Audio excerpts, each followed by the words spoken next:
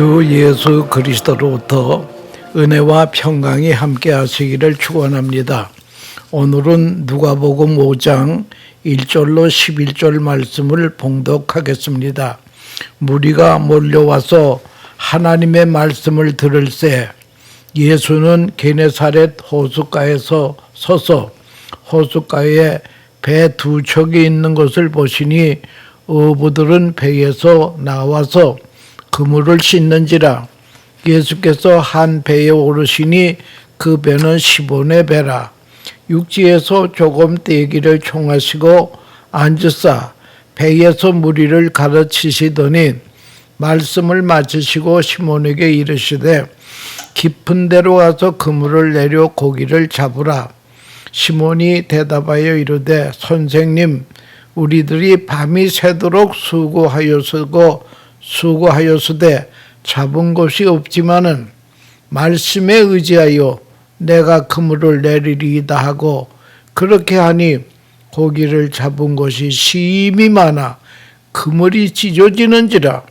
이에 다른 배에 있는 동무들에게 손짓하여 와서 도와달라 하니 그들이 와서 두 배의 체험에 잠기게 되었더라. 시몬 베드로가 이를 보고 예수의 무릎 아래 엎드려 이르되 주여 나를 떠나소서 나는 죄인이로소이다 하니 이는 자기 및 자기와 함께 있는 모든 사람이 고기 잡힌 것으로 말미암아 놀라고 세베대 아들로서 시몬의 동업자인 야고보와 요한도 놀랐습니다. 예수께서 시몬에게 이르시되 무서워하지 말라. 이제 후로는 네가 사람을 취하리라 하시니 그들이 베드로를 육지에 대고 모든 것을 버려두고 예수를 따르니라. 아멘. 이 말씀을 가지고 하나님이 택하여 쓰시는 사람, 하나님이 택하여 쓰시는 사람이라고 하는 주제로 말씀드리려고 하는 것입니다. 오늘 본문은 우리가 익히 잘 아시는 본문입니다. 말씀에 대한 순종이 기적의 문을 연다라고 하는 것입니다. 예수님은 베드로에게 말씀하신 대로 깊은 데로 가서 그물을 내려 고기를 잡으라. 이 말씀은 어부의 상식으로는 말이 되지 않습니다. 이미 밤새 고기를 잡지 못하고 지금은 고기 잡을 시간이 아닙니다. 그러나 베드로는 이렇게 고백합니다. 말씀에 의지하여 그물을 내리리이다. 기적은 환경이 좋아서 일어나는 것이 아니라 말씀에 대한 순종 때문에 일어나는 것입니다. 성도 여러분, 우리는 종종 계산을 합니다. 지금은 고기 잡을 때가 아니라는 거예요. 이제는 너무 늦었다는 것입니다. 그러나 주님의 역사는 우리의 계산을 넘어 서게 됩니다. 은혜는 우리를 겸손하게 만듭니다. 놀라운 고기잡이의 기적 앞에 베드로는 기뻐 뛰지 않았습니다. 오히려 무릎을 꿇고 말합니다. 주여 나를 떠나소서 나는 죄인이로소이다. 참된 은혜를 경험하면 사람은 교만해지지 않고 도리어 겸손해집니다. 하나님의 능력이 클수록 자신의 부족함이 더 분명히 보인다고 하는 것입니다. 은혜는 나를 높이지 않고 은혜는 주님을 높입니다. 주님은 성공이 아니라 사명을 주십니다. 예수님은 베드로에게 말씀하십니다. 무서워하지 말라. 이제 후로는 네가 사람을 낚는 어부가 되리라 라고 말씀하셨다고 하는 것입니다. 옛날 그 미켈란젤로가 어느 날 길을 가고 있는데 어느 집 담장에 쓰다 버린 대리석이 걸려 있습니다. 주인을 찾아가서 저 벌어진 대리석 저에게 줄 수 있나요? 그랬더니 왜 그러냐고 묻습니다. 저 속에 위대한 예술이 들어 있습니다. 그래서 그걸 받아가지고 가서 징으로 쪼고 조각을 해서 지금 성 베드로 성당에 위대한 조각품들을 만듭니다. 이 조각은 대리석 안에 갇혀 있는 인물을 해방시키는 것이라고 말하고 있습니다. 하나님께서 인간을 물질에서 해방시켜 주시는 마음으로 조각한다라고 하는 것입니다. 베드로 성당 안에 아들을 안고 있는 성모 마리아 상. 만약 담을 쌓는 사람이 그 대리석을 가지고 왔다면 어느 집 담장에 쓰여졌을 것입니다. 그것을 위대한 미켈란젤로가 스카웃하니까 위대한 세계적인 작품이 되는 것입니다. 종이 한 장을 음식점 주인이 가져가면 밥상에다 깔을 것입니다. 종이 한 장을 인쇄업자가 가져가면 그걸 가지고 아마 청첩장을 만들 것입니다. 도배지를 만드는 사람이 그 종이를 가져가면 벽에 도배지로 사용될 것입니다. 유명한 화가 밀레가 종이 한 장 스카웃 해가지고 만종이라고 하는 그림을 그렸는데 그 만종이라고 하는 그림이 지금 엄청나게 값을 매길 수가 없었다. 몇 억불 되는 그런 가치 있는 작품이 되었습니다. 우리나라에도 밀레의 만종 진품이 전시된 적이 있는데 그때의 그 진품 전시하기 위해서 보험금마도 아마 몇 억이 되었다고 하는 그런 말이 있습니다. 여러분, 누가 누구에게 스카웃을 당하느냐 따라서 가치가 결정이 된다라고 하는 것입니다. 우리는 하나님이 스카웃하는 사람이 되어야 됩니다. 하나님이 나를 붙잡혀 쓰시면은 종이 한 장도 1,000억짜리 제품이 될 수 있습니다. 돌 하나도 수천억이 될 수 있다라고 하는 것입니다. 멋진 하나님의 사람이 됩니다. 성경의 사람들을 이렇게 보면, 성경의 인물들을 보면 지원한 사람보다는 착출된 사람들입니다. 내가 원해서보다 하나님이 스카웃해서 쓰신 사람들입니다.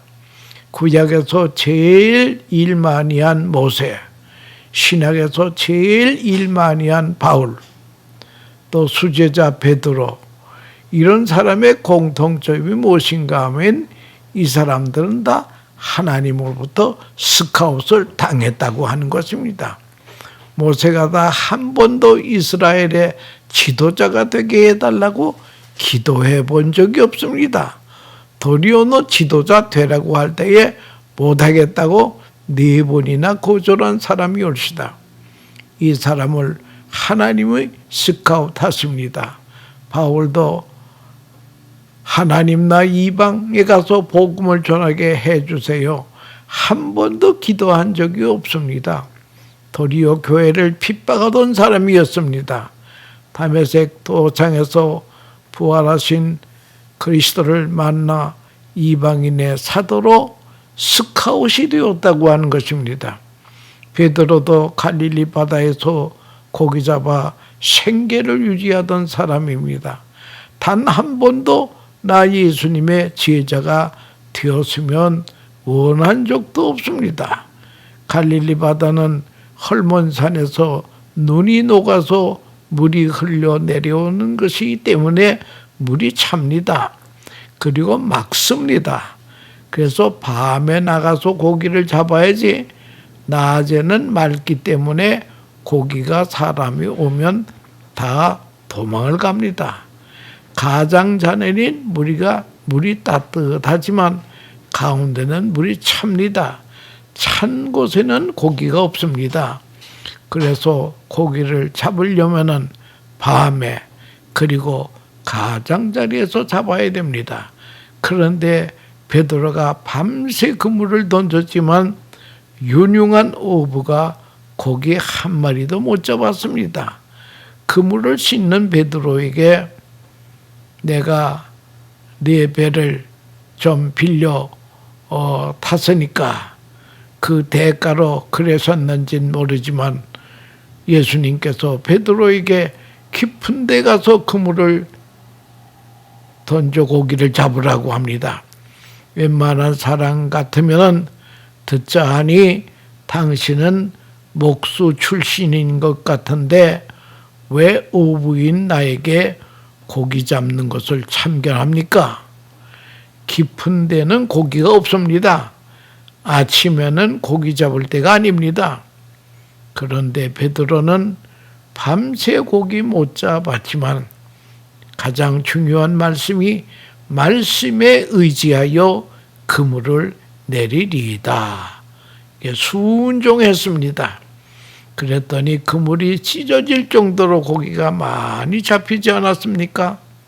그때 나를 따라서서 나를 떠나서서 나는 죄인으로소이다. 도리어 자기의 죄인임을 고백합니다. 여러분, 우리 예수님께서는 베드로를 고기 잡는 바닷가에서 스카우트하셨습니다. 베드로는 배도 그물도 다 버리고 예수님을 쫓아갔습니다. 성경에 하나님이 쓰시는 사람들의 공통점은 모두 하나님이 스카우트하신 분들이라고 하는 것입니다. 내 의지와는 관계가 없이 하나님이 스카우트하여 쓰는 일꾼이 이게 귀한 일꾼이라고 하는 것입니다. 이 스카웃이라고 하는 것은 내 뜻은 제로입니다. 주님의 뜻만이 있습니다. 옛날 마을에 엿장수가 들어오면 가위 소리를 내면서 엿 싸먹으라고 소리를 지릅니다. 그런데 우스운 얘기 같습니다마는 엿장수가 가위 소리를 1분에 몇 번 두들기느냐? 그 대답은 엿장수 마음대로입니다. 마찬가지로 하나님이 누구를 쓰시느냐, 누구를 스카웃 하시느냐, 그것은 하나님의 마음대로 하신다고 하는 것입니다. 그래도 하나님이 스카웃하여 쓰시는 사람들의 공통점이 있는데요. 첫째는 열매 맺을 사람을 스카웃 하시더라고 하는 것입니다. 하나님이 그에게 일시킨 목적을 이루는 사람, 모세는 출애굽의 열매, 바울은 소아시아 이것저것 교회 세우는데 열매, 베드로는 사람을 낚는 어부. 그래서 베드로가 하루에 3,000명씩 회개시키는 열매를 우리 주님께서는 미리 보시고 베드로를 스카웃했다라고 하는 그런 것입니다. 하나님은 지원병을 쓰지 아니하고 착출병을 쓰십니다. 열매가 있을 사람을 착출하여 쓰신다고 하는 것입니다. 우리 하나님의 손에 붙잡힌 사람 되시기를 축원합니다. 미켈란젤로가 돌 하나 선택하면 미켈란젤로 손에 들어간 돌은 작품이 되어서 수천억 달러가 된다라고 하는 것입니다. 그 다음에 하나님께서 스카웃하는 사람들의 공통적인 뭔가니 하나님의 말씀에는 맹종하는 사람을 선택했다고 하는 것입니다. 하나님께 맹종할 사람을 택하십니다. 일을 맡기면 그 일에 내 몸을 던집니다. 하나님의 말씀 듣는데도 3가지가 있습니다. 하나님의 말씀하면 거기에 명령에 순종이 하나 있고, 그 다음에 복종이 하나 있고, 그 다음에 맹종이 있습니다. 순종은 내 뜻에 맞기 때문에 기쁨으로 순종하는 것입니다. 그러나 복종은 싫어도 억지로 듣는 것입니다. 맹종이라고 하는 것은 기쁘건 싫건 따지지 않고 그냥 순종하는 것입니다. 심리학자들의 이런 말이 있습니다. 이건 성경에 있는 말도 아니고 제 말도 아니고 심리학자들이 하는 말인데요. 남자들이 여자의 옷 벗기는 방법이 3가지가 있다고 합니다. 남편이 아내를 사랑해 주면 기뻐서 옷을 벗는 거, 이거 순종입니다. 그러나 의사가 환자에게 옷을 벗어야 진찰하겠다고 하면 싫지만 할 수 없이 벗습니다. 이건 복종이라고 하는 것입니다. 강도가 들어와서 칼을 대고 옷 벗어 하면 이것은 좋은지 나쁜지 얼겹거려 벗는다는 거예요. 이건 맹종이라고 하는 것입니다. 하나님이 스카우트하는 사람은 뭣도 모르고 맹종하는 사람이었다. 따질 것 없이 하나님의 말씀이라면 맹종하는 사람이 귀하다고 하는 것입니다. 하나님이 하루는 아브라함에게 내 아들 독자 이삭을 모리아산에 데리고 가서 번제로 바쳐라 할 때에 아브라함은 따지지 않고 맹종했습니다. 어디까지나 추측의 말이고 성경에 없는 말이지만 만약 독자 이삭을 모리아산에 가서 번제로 드리라고 하는 이 사건을 듣고 아브라함이 자기 와이프 사라하고 의논했다면 사라가 그 이삭을 놓겠어요? 아마 못 놓을 것입니다. 그래서 그런지 아브라함은 사라하고 의논하지 않았습니다. 그대로 모리아산으로 데려갑니다. 여러분, 모성애가 강한가 부성애가 강한가, 이걸 심리학자들이 원숭이를 가지고 실험했대요. 뜨거운 철판에 어미 원숭이하고 애기 원숭이를 올려 놓았더니 어미 원숭이가 애기 원숭이를 안고 어미가 죽더라는 거예요.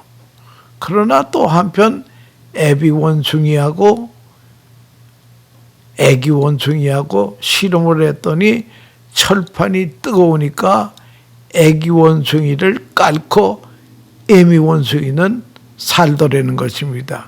이게 부성애라는 거예요. 여자는 자식을 위해 죽을 수 있습니다. 남자들은 도리어 타고 앉는다는 거예요. 그래서 그런지 아브라함은 사라와 의논하지 않았습니다. 산으로 올라가다가 이삭이 아버지에게 묻습니다. 아버지, 나무도 있고 칼도 있고 불도 있는데 번제할 양은 어디 있습니까? 그럴 때에 아브라함은 하나님께서 산에서 준비하시리라. 그리고 또 종들에게 이삭과 함께 내려오리라. 이 2마디가 이상한 말입니다. 아브라함은 하나님의 말씀에 맹종했습니다. 따질 이유가 얼마든지 있습니다. 하나님, 아니 자손을 하늘의 별과 땅의 모래처럼 많아지게 해준다는데 아직 이삭은 결혼도 안 했는데 아직 자식도 낳지 않았는데 그러면 하나님의 약속과 어그러지는 것 아니겠습니까? 하고 얼마든지 따질 수도 있습니다. 그러나 아브라함은 맹종했습니다. 따지지 아니하고 하나님의 한 말씀에 yes sir 하고 그냥 따랐다고 하는 것입니다. 믿음의 사람이 입으로 한 말은 하나님이 책임져 주시는 것입니다. 하나님의 말씀이라면 무조건 순종하는 맹종자를 하나님이 지금도 스카우트 하신다고 하는 것입니다. 노아에게 너 배 만들어라. 산꼭대기에서 만들어라. 지구상에서 산꼭대기에서 배 만든 사람은 노아 한 사람뿐일 것이에요. 그대로 순종했더니 노아의 8 식구가 그 배에 들어가서 다 살게 되었습니다. 노아도 그냥 방주를 지으라고 할 때에 그대로 맹종했다라고 하는 것입니다. 근데 어떤 사람들 보면 노아가 방주를 짓는데 120년 걸렸다고 그러는데 그건 전혀 성경에 근거가 없는 말이에요. 그런 잘못된 말이올시다. 본문에 예수님이 베드로에게 말합니다. 나를 따르라 할 때에 모든 것을 버려두고 따릅니다. 그분의 뜻이라면 맹종하는 사람을 하나님이 쓰신다고 하는 것입니다. 예수님 이후에 예수님을 가장 닮은 사람 하면 성 어거스틴을 꼽습니다. 이분에게 많은 사람들이 모여와서 자기를 지휘자로 삼아달라고 합니다. 많은 지원봉들을 놓고 이제 어거스틴이 배추 하나씩을 주면서 배추를 심는데 다 거꾸로 심어라. 뿌리가 하늘을 향하도록 심으라는 거예요. 모두 배추를 받아가지고 심었는데 다 똑바로 심었습니다. 그런데 한 사람만이 배추를 거꾸로 심었습니다. 어거스틴이 나와서 이 배추 누가 심었느냐? 제가 심었습니다. 다른 사람은 다 똑바로 심었는데 왜 너는 거꾸로 심었니? 선생님이 그렇게 말씀하셨으니까 그랬습니다. 다른 사람들은 왜 똑바로 심었니? 그랬더니 선생님이 잘못 말씀하신 것 같아서 똑바로 심었다는 거예요. 그럴 때에 어거스틴이 거꾸로 심은 너만이 내 제자다. 너는 내 명령에 맹종한 사람이다. 다른 사람들은 다 보내고 배추를 거꾸로 심은 제자를 제자로 삼았다고 하는 그런 에피소드가 있습니다. 베드로 누구에게도 연락 안 하고 그대로 배와 그물을 버리고 주님을 쫓았다고 하는 것입니다. 맹종의 베드로를 보라. 종은 어디를 쳐도 종소리가 난다. 우리는 어디를 쳐도 예수님을 소리가 나야 된다라고 하는 것을 그걸 우리가 알아야 된다라고 하는 것입니다. 우리는 어디를 쳐도 예수 소리가 나와야 됩니다. 그분의 말씀이라면 맹종의 자세를 가져야 됩니다. 바울은 디모데에게 하나님이 골라 쓰시는 사람을 소개했습니다. 디모데 후서 2장 21절 이하에 보면요. 하나님이 스카웃해서 쓰는 사람이 이런 사람이다라고 하는 것을 바울은 디모데에게 말씀했습니다. 21절 말씀에도 보면 그러므로 누구든지 이런 곳에서 자기를 깨끗하게 하면 귀 쓰는 그릇이 되어 거룩하고 주인의 쓰심에 합당하게 모든 선한 일에 준비함이 되리라 라고 하는 말씀이 있습니다. 그러니까 하나님이 쓰시는 사람은요, 깨끗한 그릇 같은 사람, 다시 말하면 회개할 줄 아는 사람을 쓰신다는 거예요. 두 번째는 든든한 그릇이 올시다. 든든한 고난 그릇이라고 하는 것은 많은 고난을 통과한 사람을 하나님 쓰신다는 거예요.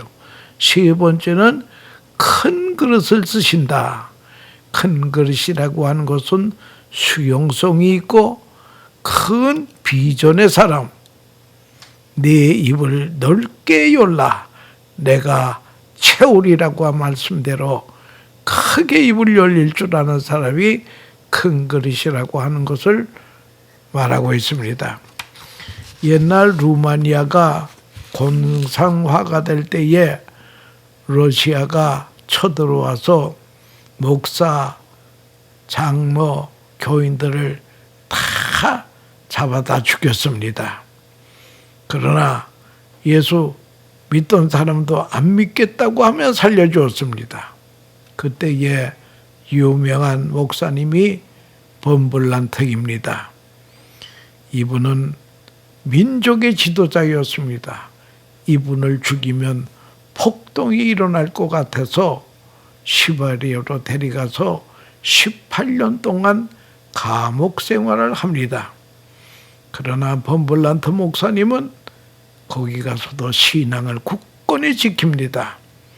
거기 죄수들에게 음식을 조금씩 줘요. 배가 고파하고 물도 조금 주기 때문에 모두 목말라 합니다. 그러나 범블란트 목사님은 조금 주는 음식과 물도 이것도 나에게 들어온 수입이니 여기서도 11절 띄자. 그래서 11절 띄어서 동료 죄수에게 음식을 주고 물을 줬다고 하는 거예요. 그러면서 전도했더니 거기에 있는 죄수들이 다 예수를 믿었다고 하는 그런 말이 있습니다. 그가 감옥에서 오랫동안 18년 동안 있으면서 성경을 읽는데 그가 제일 위로가 되는 말씀이 무엇인가 하면 두려워하지 말라라고 하는 말이 참 위로가 되더라는 거예요. 근데 성경 읽다 보니까 너는 두려워하지 말라, 놀라지 말라, 나는 네 하나님이 됨이니라. 이런 거 두려워하지 말라는 말이 많더라는 거예요. 그래서 창세기서부터 요한계시록까지 도대체 두려워하지 말라라고 하는 말이 몇 번이나 있나 보자 하고 하나하나 세봤더니 366번이 나오더라는 거예요. 1년에 365일인데 하나 더 있더라는 거예요. 그래서 범블란트 목사님이 가만히 생각해 보니까 4년마다 윤달이 있으니까 하루가 더 있습니다. 윤달이 있을 때는. 하나님은 그것까지 계산하셨구나. 하나님은 매일 성도들에게 아무개야 너는 두려워하지 말라. 내가 너와 함께 함이니라. 언제나 우리에게 이렇게 말씀하십니다. 우리는 그 말씀에 언제나 순종하고 살아야 된다는 거예요. 그런데 범블란트 목사님이 그런 감옥에 갇혀 있다고 하는 소식을 듣고 미국에서 목사님의 석방운동 하기 위해서 몸값 내면 풀려주겠다고 해서 모금을 해서 석방이 되어서 미국에 와서 범블란트 목사님이 간증을 하는데 얼마나 은혜가 충만한지 알 수 없습니다. 주님의 명령이라면 생각할 것도 없이 맹종하는 사람이 귀하다고 하는 것입니다. 그리고 하나님이 쓰시는 사람은 포기의 사람을 스카우트 하십니다. 예수님 외에는 모든 것을 다 포기할 수 있어야 됩니다. 모세가 궁중을 포기합니다. 왕이 될 것도 포기합니다. 베드로가 가정과 배와 그물을 다 포기합니다. 사도 바울은 가마리엘 문화에서 배운 거, 또 학벌, 로마 시민권, 삼층전 경험 이런 거 다 포기했습니다. 그는 잠도 포기하고 기도하는 사람이었습니다. 나의 안락과 사치도 포기하고 주님과 같이 일하는 사람을 하나님께서 택한다는 거예요. 이런 사람을 하나님께서 스카웃 한다라고 하는 것입니다. 서울의 큰 교회에서 토요일이면은 결혼식을 많이 하는데 식이 끝나면 쓰레기가 많이 쌓입니다. 할머니가 그 쓰레기를 줄이다가 돈 10,000원짜리가 발견했습니다. 그래서 그걸 가지고 목사님을 찾아가서 쓰레기를 정리하다가 돈 봉투에서 10,000원이 나왔는데 목사님 받으세요. 이건 제 돈이 아닙니다. 이 돈 받고 목사님은 저 노인은 정직하고 깨끗한 사람이로구나. 그래서 우리 교회 안에 출입을 마음대로 하게 하고 그분에게 쓰레기 처리 권한을 다 줬다라고 하는 것입니다. 10,000원 한 장 포기했더니 더 큰 복을 받았다고 하는 것입니다. 복음의 사람들은 복음의 사람답게 살아야 됩니다. 그리스도를 위해 포기하는 사람이 많을 때에 하나님은 이 교회를 통해서 큰 역사를 이루신다고 하는 것입니다. 오늘 기도문에 막달라 마리아는 귀신 들고 장녀였지만 모두 멸시라는 여인이었지만 주님은 그 속에서 하나님의 형상과 부활 후에 제일 먼저 무덤을 찾을 요인을 보셨다. 베드로는 성질이 급하고 변덕스럽고 실수가 많았지만 그에게서 하루에 3,000명, 5,000명 구원하실 능력을 하나님은 보셨다는 거예요. 모세는 사람을 죽일 정도로 성질이 급했지만 이스라엘의 양이나 치는 늙은 노인이지만 그는 위대한 지도력을 보시고 하나님께서 그는 출애굽의 지도자로 삼았다고 하는 것입니다. 삭개오는 일생 동안 소금을 거두며 토색하고 치부하였던 사람이지만 그 속에 회개하는 삭개오를 보시고 주님은 제자로 삼으셨다고 하네요. 나도 부족한 것이 많지만 나에게 주님을 사랑하는 마음을 보시고 주님이 사용해 주시는 것입니다. 성경에 하나님이 쓰셨던 사람들의 공통점은 지원병이 아니고 착출병이었다고 하는 사실을 기억하여야 할 것입니다. 주님, 저도 하나님 나라를 위해서 쏘주세요. 기도해야 될 것입니다.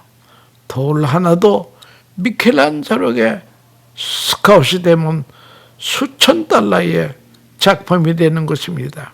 하나님이 우리를 하나님의 손에 선택하셔 쓰시면 정말 우리는 값진 인생을 살게 된다라고 하는 것입니다. 우리 모두 하나님이 스카웃하는 은총이 함께 하시기를 축원합니다. 감사합니다.